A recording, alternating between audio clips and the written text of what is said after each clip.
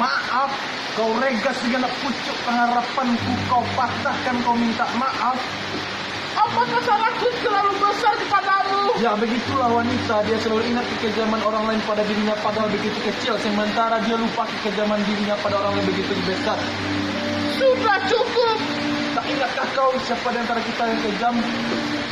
Aku tidak tahu, tapi yang penting aku minta maaf padamu. Kau hantar aku ke simpang jalan, lalu kau berjanji di depan nenek mamamu untuk menungguku dalam masa setahun, 2 tahun, 3 tahun, lalu kau menikah dengan lelaki lain. Cukup, itu bukan nilai. Yang mantanku itu tukang ojek. Lalu kau jenguk ke rumah sakit untuk melihatkan tanganmu dan dari naik.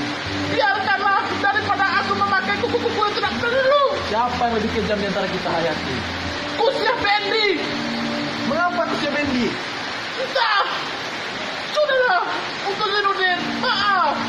Tak akan aku berikan maaf.